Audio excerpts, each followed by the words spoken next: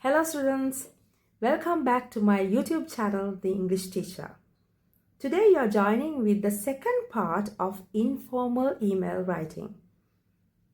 We have done the first part already, and if you did miss that one, you can go below and find the link, click on it and go and watch.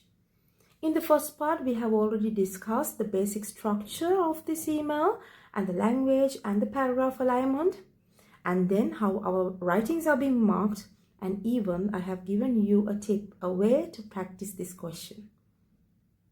Subscribe my channel, join with me, and then you can learn a lot which will be helpful for you to do well in your exams. So today in part 2, we are going to discuss and we are going to see how to write this email. We are going to take a question, analyze it, and then we are going to do a writing. Come on, let's move forward and let's join the lesson. We are coming to the first part, topic 1, that is the analysis of the question. So we are going to take a look at into a question, an exam question, and learn how to analyze the question and identify what are the things we have to focus on when we are writing this email. So this question, this is an exam question, and this was taken from 2025 paper, October-November 1, and this is the email they have given us. So you will see a question like this. This will be the kind of like the flow or the format they're going to give you. So if you look at the first sentence, this part, you will see this part. You will see this part, this question, this sentence actually is going to give you the background to your question, what you are going to write about. Now if you look at this one, we have you have decided to take part in a language course for teenagers during your next school holidays. So when you read this one, you're going to get the idea what you're going to write about. Simply, that's the purpose of this writing. Second one, in these bold letters, they will be giving you something like this. Write an email to a friend about the language course. So it is about an email. Okay, so that's the type of the writing you are about to write, and it is for a friend, that is the audience. So you can identify through this one that your audience is the friend. So it will be informal. You can use the register informal in your writing, and you're going to write about the language course. Right? More details are here in this first sentence, first part. It is that person, you actually, that person is you. You're going to do it during the school holidays. So then you will see at least 3 bullet points like this. They're going to give you the content of your writing. Now if you look at the first one, say, have you heard about the language course? You have to tell them, have you heard this one? Okay, then describe what you will do on the language course. What you will do, that means the content or the activities, whatever things included in this language course. You have to tell your friend about this one. And next one, explain why you think your friend should take part in the same language course. So you have to give the reasons why you think your friend should join you. Right? You're inviting your friend actually, and you have to give a reason. Right? Then they are going to give you the number of words. Actually, it will be 120 to 160. This is very important. Most of the time students say, is this really important? Do we have to limit our writing into this number of words? Yes, try to do so, because if you exceed, it will be like you will be using more content which is not kind of like necessary. So if you really try to limit your number of words, you will be writing a good writing. There's a high chance for that. Then there will be another sentence like this. This is going to give you an idea on the marking. Actually, you're going to get 6 marks for the content, right? Then 9 marks for the language. You can see that they're going to give more marks for the language. So overall, it will be a 15 marks question. When you analyze this one, it is very important to understand these things. Actually, we have done it, but I will summarize it again. So the purpose, we just realized that we have to write about a language course to be followed during the holidays, right? Then the content, right? We are going to include about the course, then how you find it, and how did you find it, and the outline of the course, maybe the activities included, and then you're going to invite your friend to join you, and then you have to give the reasons. Just inviting won't be enough. So if you follow these things under content, that will be enough. And there are some more, that is the audience, that was the friend. So our register will be informal. We can use informal language, and then our word limit will be 120 to 160. So this is the first part you are going to learn today. Let's move on to the second part. After analysis of this question, it is really important to have a draft. If you do not draft, what will happen is that whatever comes to your mind, you will be writing on the spot. It really cause you to increase the number of words. It will sometimes break the organization. Sometimes you will be writing more onto one point, right? You won't be able to balance your writing, and then again you will be cutting and editing on the spot, so it will be a disaster. So to reduce these problems, it is far more better to have a draft. So we always recommend the students to analyze the question first and then to draft. How can we make the draft? If you do something like this will be enough. So at least we have discussed this one earlier in the previous video. We can write at least like 5 paragraphs. So the first one will be the opening. Opening means kind of like, hi, how are you doing? Something like that, right? We're getting the approach to our email. Then the paragraph 2, now 2, 3 and 4, we are going to focus these 3 on the content we are going to include in our email. If you can remember those bullet points, they gave us the content. So in the second paragraph, I'm going to include the approach to the purpose. Of course, I'm going to just get the approach to my email. What I'm going to write about about this language course. So I'm going to get that approach in there, and then I'm going to give that reader, that means my friend, about the idea to do the language course. So that's my idea, right? So I'm going to give that my friend that part, and then how I found it, that part too. Then in the third paragraph, I'm going to give my friend about the course, the content or the activities it includes. I'm going to give that part in the third paragraph.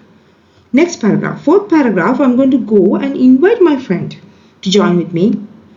Plus, I'm going to give her or him the reasons why I invite him or her. Right? That will be the fourth paragraph. Last, I'm going to close it. Just only writing the content, whatever I need to include, will not do the job. I have to close it. I have to just finish my writing in a good way, and just like I will be normally doing. So I have to include a closing. If you at least put a draft like this, then you know which part will be going to your to which paragraph. And plus, if you can include more details under these things, like paragraph 2, what is the language course, right? For example, like how you found it. We'll say some people came to the school and gave us some information. That's how I found it. So kind of like if you can jot them down, that'll be too easy for you. Then you know, and you have everything in the draft, and only thing you have to do next step is that look at the draft and take everything in your draft into the writing. It will be so clear, so organized, and there's less chance to do blunders when you're writing. So this is the second thing we are going to learn. Now we are going to move to the third one, that is the writing. Yes. So after this draft, you can develop your writing. Now, according to the draft I have prepared, I have developed the writing. Let's see. Now this is my first paragraph. In the paragraph 1, I have started with something like, hi Andy, that's a person, that's my friend. Okay, hope you are doing okay and you had a lot of fun with your friends during the field trip. This sentence, this is very important. This one really shows that this is actually like a friend you're writing, that is like that friend is there. You've been writing to this friend earlier too. There's a connection between you two, right? That really shows the continuity of writing. It's really nice. It's a really good way to connect. If you can write something like this, because when you read this one, you can understand that, okay, then you know that your friend has gone on a field trip. So that's something, some information you have shared. This is not just writing for the first time. That's good. Next one. Sorry, I haven't wrote a while because I was so busy with my science project. That shows that there was a little bit of a gap between the writings. We're taking a little bit of an excuse for not writing for a little bit long. We were taking a little bit of a gap in writing. So it's something like an extra thing.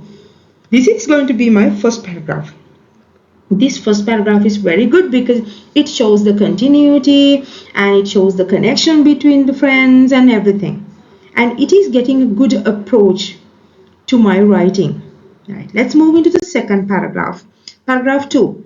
Now, paragraph 2 we discussed earlier in my draft. I mentioned I'm going to include about the purpose. I'm going to get the approach to the purpose and how I heard about this course. So let's see whether things are there. As you know, school holidays are nearby. I have a great idea to follow a Chinese language course. See, I have given the specific details. It's not just a language course, it's a Chinese language course. A team came to school and they gave all the information about this program. So this is how I heard about this. You can see that within 2 sentences, I have answered both parts.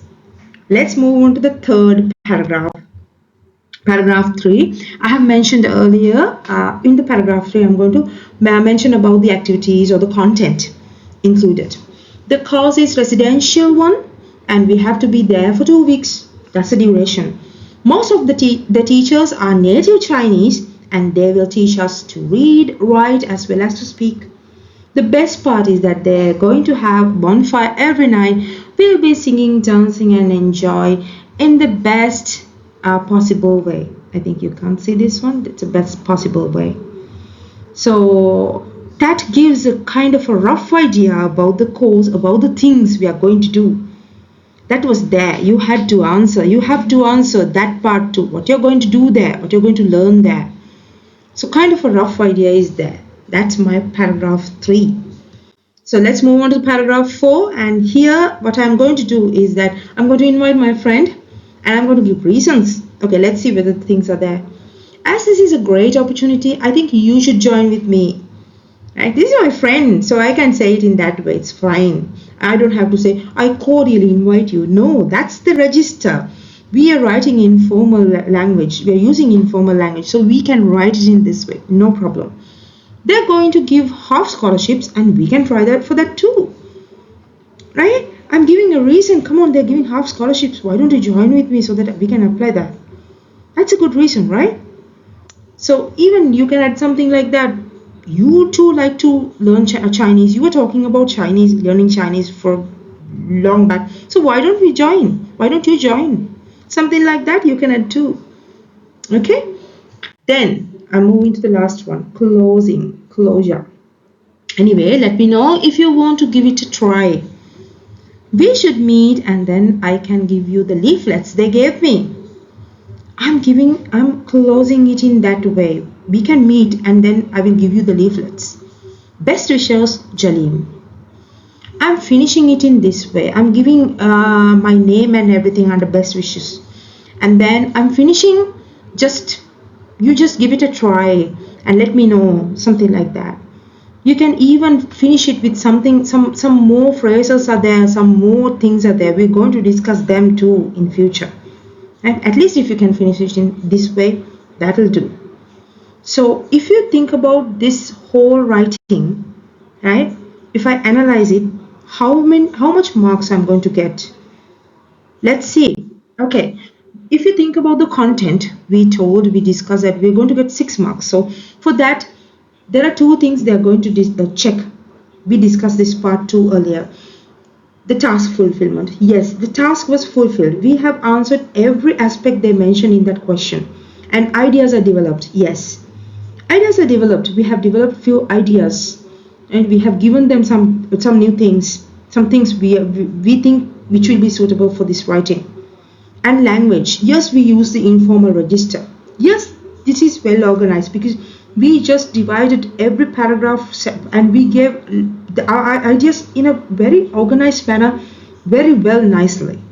And under language, you can't do any grammar mistakes, right? And then be careful about your spellings, and even do not use the language you're using for sending messages and chatting, right?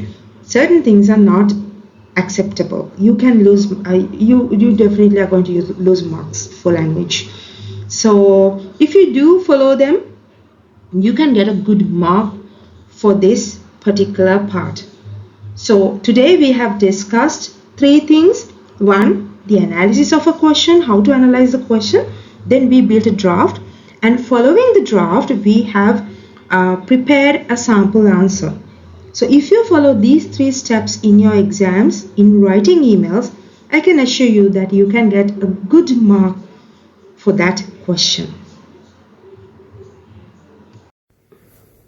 This is going to mark the end of the part 2.